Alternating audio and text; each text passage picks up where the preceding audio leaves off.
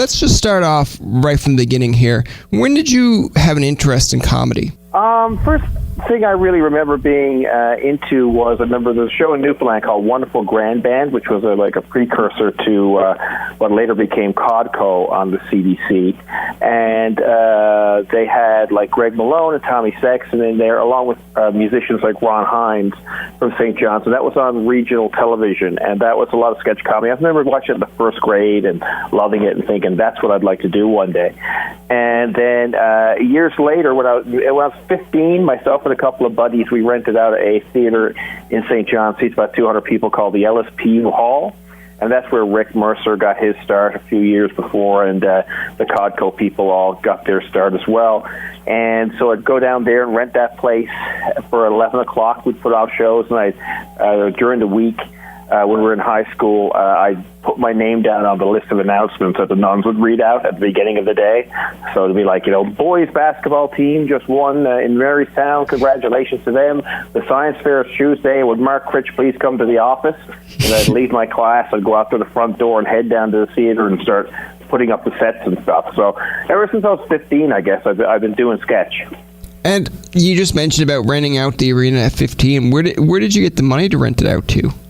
I went down there and talked to him, and then we did a 60-40 split, which I thought meant that they take 60% of the ticket money, but we got 60% of the ticket money, which was pretty great. I mean, it wasn't that big a crowd, but we had like a cabaret-style show, so we had the four of us, and then by the time we took our ticket money and we paid for like a sound light guy, it was all gone, but we did that for about 7 years, and eventually we started applying for Little Arts Council grants in St. John's, so we'd get like $1,500, and that would pay for like some posters and hire some people to work on the show and things like that. And we'd always kind of break even, but it was a great experience. It was the best way to learn how to do comedy is to do it in front of people, and it was priceless to me later on in life. So just take us to a timetable of how you got from doing this kind of art project into This Hour's 22 Minutes. Well, from there I did a lot of kind of what you'd call straight acting, kind of dramatic plays, Canadian movies, Shakespeare and stuff like that for years. And I'd also do some stand-up and host different things for regional CBC, and I wrote a column. I did basically a million different things to keep a wolf away from the door and be able to be a working artist. And then when I was 28, I did lots of comedy all over the place, just the last from the Halifax Comedy Fest, and doing a show called Rising Tide Review in St. John's, where we toured the province, and worked at a program with Rising Tide Theatre where we retrained people who had lost their job in the fisheries moratorium and worked in crab plants and fishermen, and retrained them as actors to work in a community called Trinity, where I still live part of the time today. And then when I was 28, I got the call to go to 22 Minutes as a writer. I went up there for a while. It was after Rick Mercer left. They hired Colin Mockery, but before they hired Colin Mockery, they auditioned myself, Shama Jumder, and Gavin Crawford to fill Rick's shoes. And none of us got it. They went to Colin, but then they brought me on as a writer. And then towards the end of that year, I did my first road piece for the show to fill in for someone who couldn't do one, and they liked that a lot. And then one day when Colin Mockery got stuck in Las Vegas, his flight was stuck, didn't take off, so they said, "Hey, Mark, you're on the desk this week." And so I put out a suit and kind of been there ever since. And how was it like getting that call? It was kind of, I performed a lot, before, and I filled in on the show, kind of background roles before, and I'd already done a road piece. So it's quite comfortable. So I think people were impressed that I didn't get nervous or anything. I mean, like, I'd been doing sketch comedy since I was 15, so I wasn't nervous, and I was quite used to the 22 Minutes environment by then. So it went really well. I just figured, okay, well, I'll go out there. I didn't feel like I was auditioning to be on the show or anything like that. I kind of felt like, okay, they're short a person, and they have to need 4 people for these skits, so I'll just fill in. But it went really well, and from there, it's kind of a thing like you just didn't realize it was happening around you that way, like you were getting a new job. It just happened so subtly and slowly and felt natural that it wasn't overwhelming in any way. It's like you're a third line center in hockey, and they move you up to the second line. You're already in the system. Totally. You're already in the system, so you're just kind of getting bumped up. Have you ever mentioned that to Colin Mockery, though? Oh, well, he came back the next week, you know? And at the end of that season, we were having a chat in this dressing room, and he said, "Yeah, I don't think I'm coming back next year. You'll get a job. You'll be taking this over." And I said, "Oh, I don't know about that, Colin." And then what happened was Shama Jumder came along, and Gavin came along, and we all were kind of. There was a year where they were all kind of trying us all out and filling it. We'd all be back and forth. Like I'd be on one week, Gavin would be on another week, Sean would be on another week. But I was always a consistent in that I was writing there all the time, you know. Yeah. So it was, and I would do a lot of the road pieces. I would still go off in that time period and go off and go, you know, interview some politician or something. So it was always like a part of it. Now, the one thing I kind of want to mention too, and not to kind of like maybe pick at bones or anything here, but you know, Colin came from Whose Line Is It Anyway? And then you had Sean, who I believe worked with YTV for a bit. Did you ever feel this kind of like competitiveness that, you know, these guys, people know who these people are, and I've got to kind of create my own identity here? Not really. No, I always felt like my secret weapon was I wrote for myself. I'd written for the show, and even then when we pass in our scripts every week, like even when I was on the show and other people were on it, I would always write material for the other people on the show as well, plus stuff for myself. So I also felt quite, you know, confident in that I was finding my own voice. Because of comedy and stuff like that, and a show like that, where it's so reactive to what's happening around you, kind of what you did before doesn't really matter, you know, like if somebody was on a show in the States and they're doing something, or somebody is unknown and they're doing something, it doesn't really matter to the person watching once they're actually watching the show, because it's like, well, was that funny or not? And it was a great place, and it was competitive in a way for some people because they were, you know, trying to get on the show. But I always felt like it was more about just doing the work. Like I said, I used to write for the people I was competing against, so I didn't really feel like I had to knock anybody out or anything. You know, it felt like we were all on it at the same kind of a level. Yeah, it's kind of like I read David Spade used to do the same thing. He used to be a writer on SNL, and he used to write for the cast, but he also used to write pieces to try to get himself on the show. And in this case, I'm not saying that you tried to write yourself on the show. Obviously, you wrote for yourself just in case something came up. But do you remember your first sketch on the show? Yeah, well, the first time I was was a thing that I had written. Very first appearance was a thing we had done it was during the Iraq War, and we were doing like what was the 22 minutes version of what would the Iraqi version of 22 minutes be? And so we did this show where, you know, everybody was, instead of saying the Prime Minister was, you know, oh, I don't like this Prime Minister, everybody was like, oh, Saddam Hussein is so wonderful. He is so amazing. And then we used to do a thing on the show called, or 22 minutes, Rick used to do a thing on the show called Talking to Americans, where you go down the States and kind of goon American people by saying, like, oh, Canada's thinking of getting rid of its giant national igloo. What do you think? He'd give him, like, false information just to kind of tease him along, yeah. So we did a parody of that. So the Iraqi version was I was a downed American pilot, like a bag over my head, and then his bag was ripped off, and he's on this Iraqi version of 22 minutes. Where like, oh, do you think that Iraq should be getting rid of our national polar bear, or do you think that the Iraqis should get rid of our polar bears? We have so many polar bears in Iraq. I'm like, oh, I didn't know you had a polar bear in Iraq. Oh, I think you should do that. Yeah. And so it was like a parody of 22 on 22. And that was my very first time on the show, but I wasn't like a cast member then.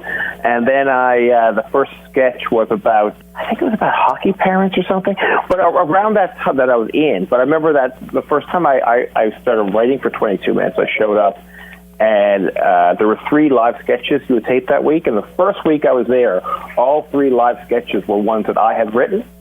And I was like, oh, wow, I got a hat trick. This is great. And people were like, oh, wow, that's never done before. Nobody's ever done that before. And they came in writing. I was like, oh, wow, this is fantastic. I'm lucky. And then 2 of them didn't do so well in front of the audience. They kind of bombed, but the other one did great. And I remember thinking, oh, no, they built sets for this. Like, what happens? Do I offer to pay for the lumber? You know, like I was so freaked out that 2 of them, but of course, two of them would always never make it because we tape during the week a bunch of sketches. Stuff always falls off and it doesn't get made or it doesn't get on the show. It's things you shoot. So anyway, I was all kind of worried, even though I'd actually, you know, done a good job. But I was like, I remember being like, you know, kind of terrified after that. And of course, the one that I remember you from over the summer, I've watched a lot of the 22 minutes, but the one that I kind of keep coming back to, I know you do the Donald Trump impression. I like the PEI News Watch. Oh, PEI Eyewitness News, yeah. That was a thing. That came out of, I used to do a thing in my stand-up, actually, about being from a small town and being from St. John's, and our news was always so small town, you know. And then the American affiliate that we got an American TV from was the Detroit News. So on the Detroit News, this truck exploded and 7 people are on fire and a man's got a machine gun. And hours, you flip over the hours of the, you know, just like this is the weather, and there's a cat's been lost on Fleming Street. And so I do a bit about that, and then I thought, well, this would make a good sketch, and but I didn't want to do it as Newfoundland because we do so much Newfoundland stuff on the show. I thought, well, if I do another more Newfoundland humor, I thought, well, it's a PEI. We don't do stuff about PEI, so I'll make it PEI.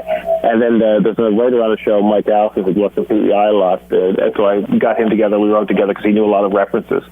And then we've done a bunch of those. Those are always really fun. And then the other one I wrote was they had these EI cops going around checking to see if people were actually unable to work. These undercover EI operatives were going around, so I did a sketch called PEI, EI, PIs.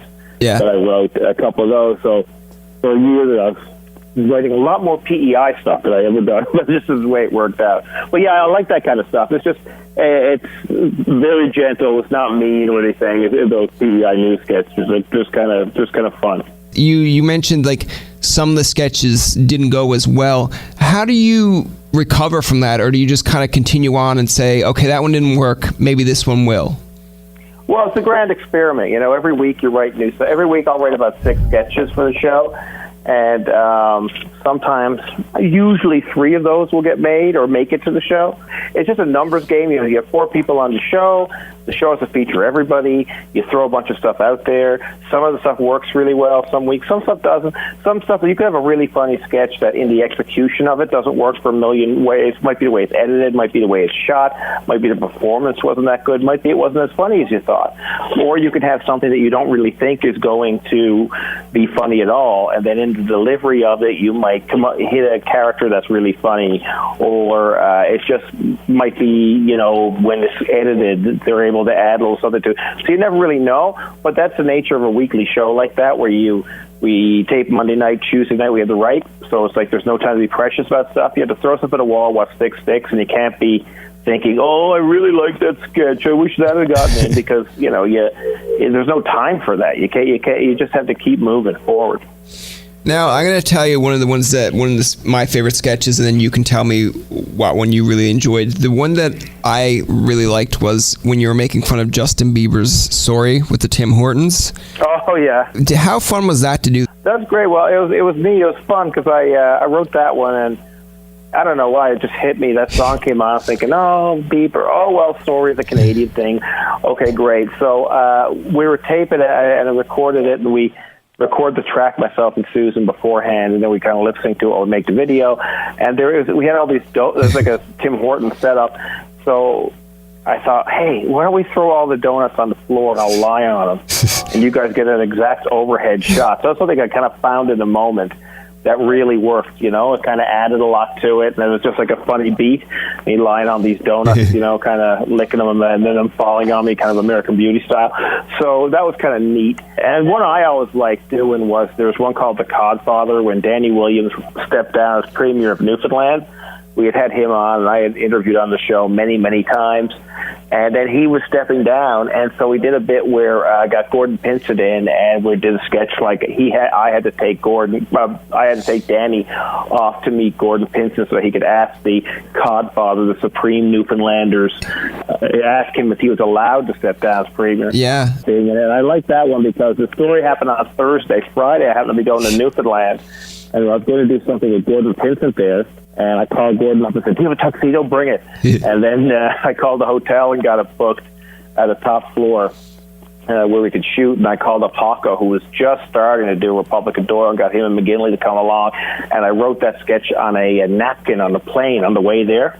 Wow. Right after Beats. And then I typed it up, printed it off, and we shot it the next day. And so it was completely unplanned. It came together, and it was just, I just loved the way, it was great having all those people in one room. It was very memorable, and it was it just came together. So I love those things that just happen without very little planning. Part of it that I still find interesting is, okay, so-and-so is going to be in town, or I'm in Ottawa, I know somebody's here, I had to go interview them. On the way there, you're thinking about what you're going to do. There's no real time to prepare too much because you can be over-prepared. Or the thing about doing some of this stuff is sometimes you get a thing in your head, an idea in your head of what you want to do and what you want to accomplish. But a lot of comedy is about being in the moment. So you had to be able to flush that out of your mind and just be in the moment and react to stuff. And that's always the best stuff, the stuff that just happens. The best sketches I've ever written are all the ones where I just start and I can't get it down fast enough. It just comes out. Boom, boom, boom, whatever length of time it takes to type those words on the paper, and then print. And those are the ones that are always the best. Anyone where you're standing around thinking about it too much or trying to come up with something witty to say, those always seem a bit too forced to me. So just being in the moment is so important. I think that one, I remember that sketch, and I really liked that one as well because it seemed like everyone was playing to their strength, but to their character as well. Like no one seemed... Yeah. It didn't seem so far-fetched to believe that this could actually kind of happen. Let's put it that way. Like when the line was brought up of, did you whine and complain when you didn't get your way? And then you kind of look at him as if to go like, yeah, he did. And then he's looking at you as if to go like, yeah, of course I did. And then when you have, all right, it's like you super noofs up against the wall, and then you have Alan come in and take over, and I thought that was executed really well. Speaking of execution, did you ever feel kind of scared when you did the whole shirtless behind Justin Trudeau on Signal Hill? No. I mean, that wasn't for the show at all. I just happened to be up there. I got a call from a friend of mine who works at the office, just let me know, saying, hey, we're going to be up on Signal Hill with the Prime Minister, just a half an hour of kind of private time. It wasn't like announced, you're going to be up, there's no media. If you want to take your kids, I got two sons, Jacob and Will, and they said they'd like to come up and meet the Prime Minister, get a picture with him, bring him up, because I met Justin several times over the years. I said, oh, wow, that'd be great. So I go up with the boys, and we're up there, and they take a photo, they get to meet the Prime Minister, up on Signal Hill. It was nice, nice thing to do with the family. And I see Adam Scotty, his photographer's over there. Justin's next to me, and I said to him, just look that way for a second. He said, what? I said, just look over there. He said, what are you going to do? I said, nothing. And he goes, oh, man. And I do it. I take off my shirt, and I go to the picture, and everybody around just laughs. And I just thought, this would be a good thing. And then he comes back, why? I should never listen to you. And we're just joking around a bit. And my boys are like, oh, Dad, can't we have a normal moment? What do you do that's going to have embarrassed? But laughing as well. And I went home, put it on my Twitter, and I didn't think it would be I thought it would be a few things that my friends would, retweet or laugh about. Yeah. I just thought it was a funny moment. It's in the moment, not planned or anything. And then people just really responded to that for whatever reason and thought it was really funny. And next thing you know, there's a couple of news articles about it and stuff like that. It was just kind of one of these things that kind of takes off. But that was just me goofing around, It wasn't a plan. But like I say, things that happen in a moment are always the best things. Yeah, I mean, I still remember the picture. I know Seamus O'Regan's there off the side with his hand covering his face as if to say, like, what are you doing? Real life face palm. Yeah. Believe it. The other thing, too, is you got to sit down and interview Justin Trudeau a few times. One was, it was somewhat serious, somewhat like a sketch. The one where he's running for Prime Minister, and I guess the country knows that he's going to win, and you sat down with him in his bus, and then you dressed up as Justin Trudeau, but you dressed up as the old Justin Trudeau with the goatee. Was that discussed prior, or was that something on the fly? No, the way that happened was we hadn't really had him the whole election. We weren't able to get him. He was busy. And we were trying to get him. And I had landed to go talk to Chris Alexander, who was running as a Conservative. And my film crew, Corey and Pete, the producer and videographer, were at a hotel because they were shooting something else. My flight, their plane had landed before mine, and I was coming from Newfoundland. They'd come from Halifax. I'd gotten to the hotel. I was on the plane. My phone buzzes. I answer. It's Corey. He says, "Come to the hotel right away. Justin Trudeau's campaign bus is parked at our hotel." I said, "Oh, this is amazing." Now we were doing a bit. It was around Halloween, So I had a bunch we're going to a Halloween costume with Chris Alexander, but I brought a few costume pieces from 22 Minutes Costume Bank in my bag, and there were just different things. We're going to put on different costumes on him. So I had all this stuff in my bag, and I didn't know I was going to interview Justin. We land, and I get to the hotel, and the bus has just taken off. And I said, hop in the car. So we hop in the car, we find the bus, and we see that he's stopping off at this, it was like a farmer's market. Okay. And we get out, and I figured, what am I going to do? What am I going to say to him? And then I remember I had this stuff, and there was a wig there and a goatee in the bag, and I thought, you know what I could do? I could be Justin Trudeau in the past. So I start writing some jokes down, and we get there, and I show up. His people are kind of like, well, what are you doing here? I'm like, I'm going to go ambush Justin. I'm like, you can't do that. He says things left the press here. I'm like, yeah, I know. I'm going to get up on the stage. I'm going to try and make him look bad. Everybody's going to see it, and all the news media are going to see it. And I said, or I could go on his bus, just the two of us, and they're like, okay, do it on the bus. I wanted to get him on the bus because then whenever you do something in a big crowd, it's generally quick, because they can get away and they move away. I thought if I have him sat down on a bus, he sits down on the bus with a microphone pack on and all that stuff, I'll be able to talk to him longer. So I go in there and I thought, okay, this is what I'm going to do. I'm going to do it this way. I'm going to be you in the past. And we had this chat, and it worked out great. It was kind of like, I wouldn't have thought of that if I didn't have those wigs and stuff with me. Everything just connected at the right time. Luckily, his bus stopped at the guy's hotel. Luckily, I had this stuff with me, and then we had a really nice little exchange. It was a lot of fun. When Trudeau is apparently on his way up to the Arctic doing a bunch of kind of tours up there, my dad told me to mention this, so you can go after him. I can give you the address later. But he said, so he can go shirtless down here at Signal Hill. How come he doesn't follow him up there and go shirtless? And I was just I don't think. Well, I'm so white and untanned. I could easily be mistaken for a polar bear, I think. It'd be dangerous for me up there. But, it's a good idea. How long have you been doing this Hours 22 Minutes? I believe this year or next year. Probably this year, I think. Next year will be my 15th season. How long have you been working with guys like Sean Majunder? Oh, Sean I knew well before that. I first met Sean on a show called Madly Off in All Directions, which was a CBC radio comedy show where they had different stand-ups on with Lorne Elliott hosting, and they would tour around. And we were both on the same episode of that. I'd never laid eyes on him before. And I thought, who's this guy? And then we did a Halifax Comedy Festival.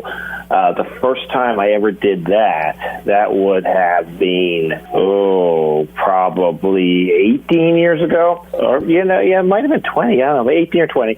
And Sean was on there as well. And it was just us doing 15 minutes of stand-up each. The whole show was just two of us. First me, then Sean. That was the next time I met him.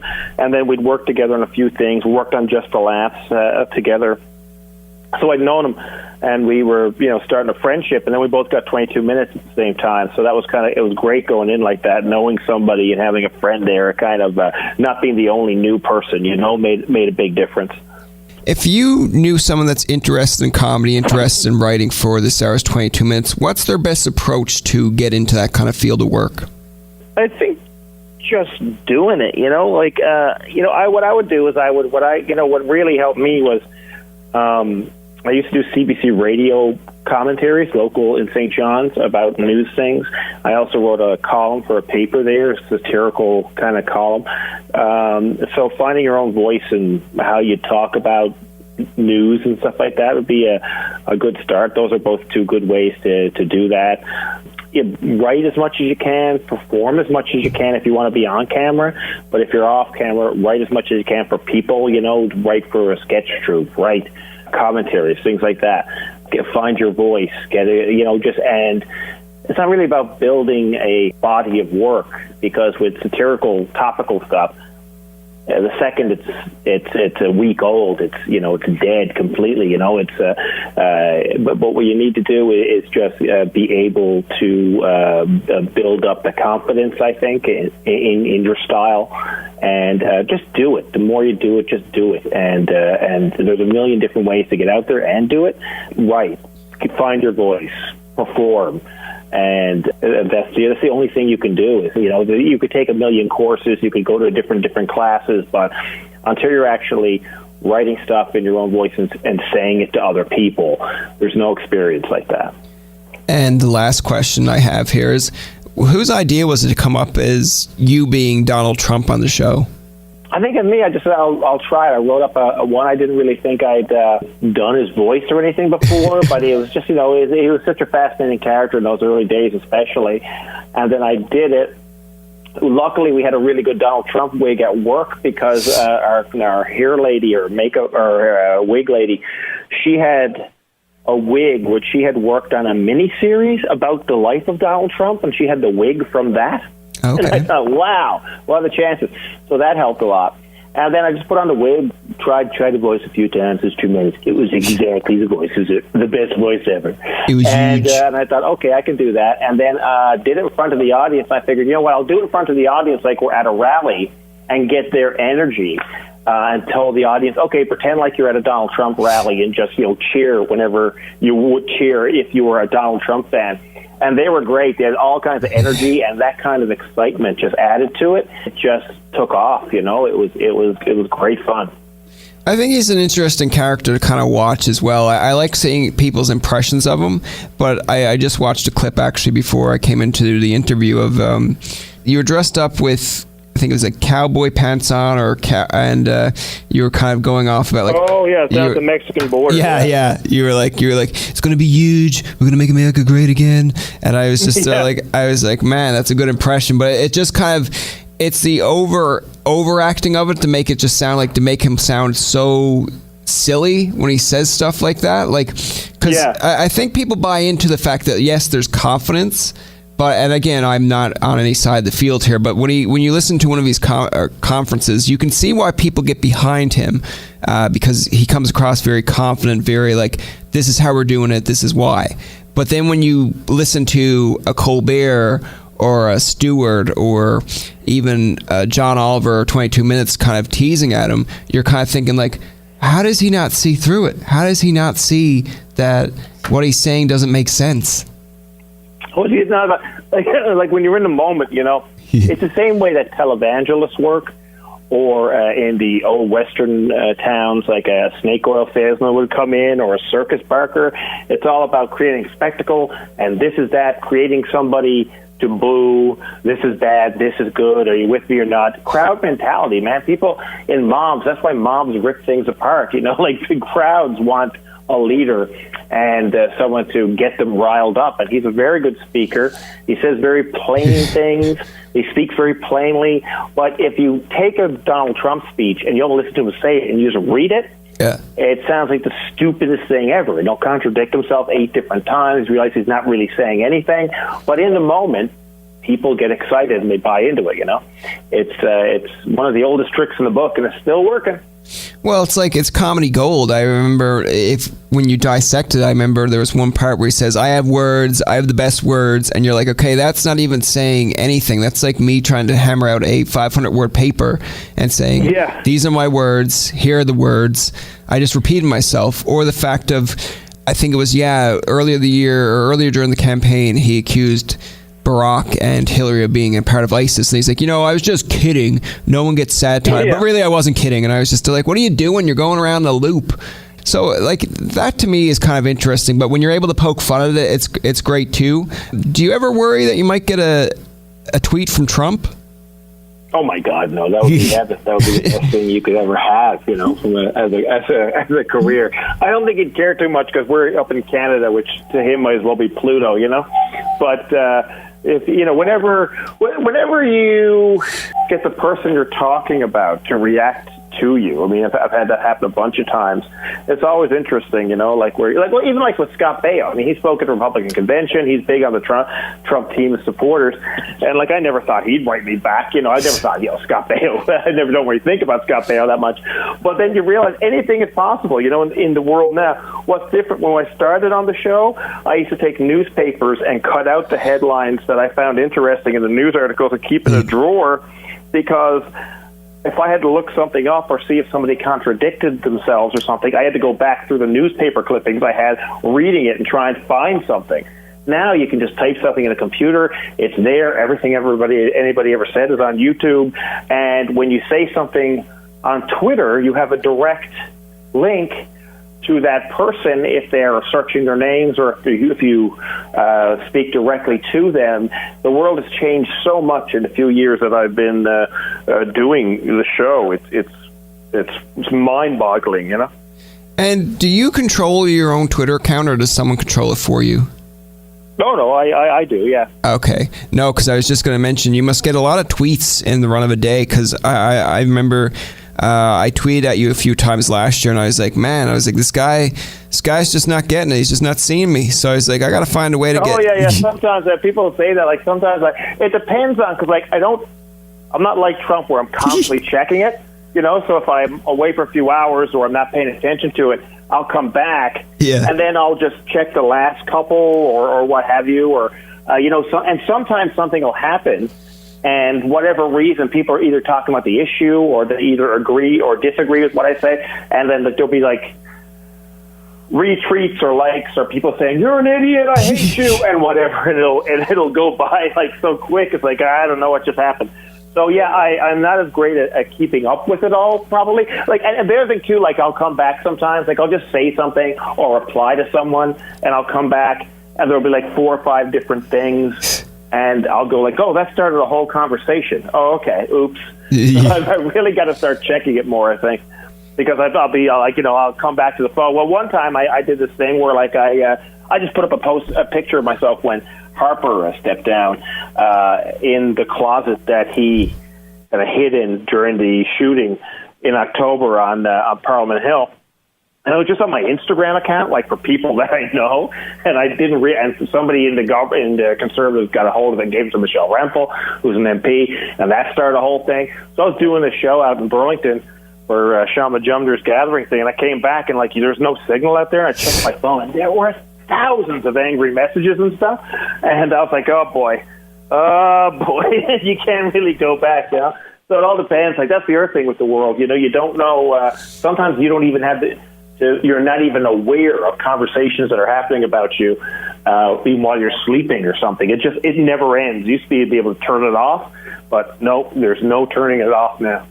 And because you just brought it up, how do you handle those kind of situations? Because, I mean, we're told, I can give an example here now, is we're told when we're going on internships that more or less we're nobodies yet. We're just trying to find our way in the business, so we got to be careful of what we say.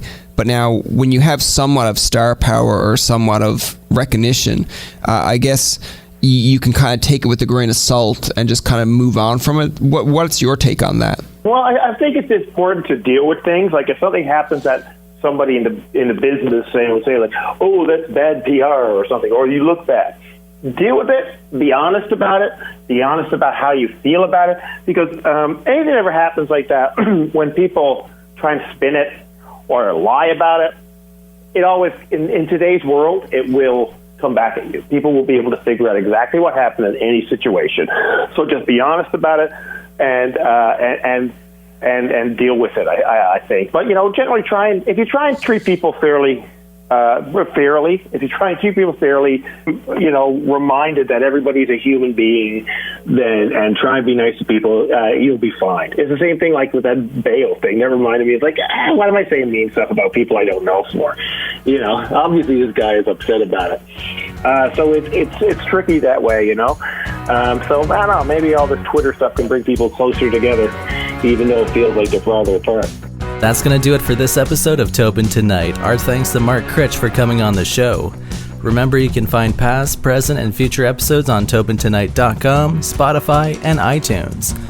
Follow us on Twitter, like us on Facebook, and leave a comment or two.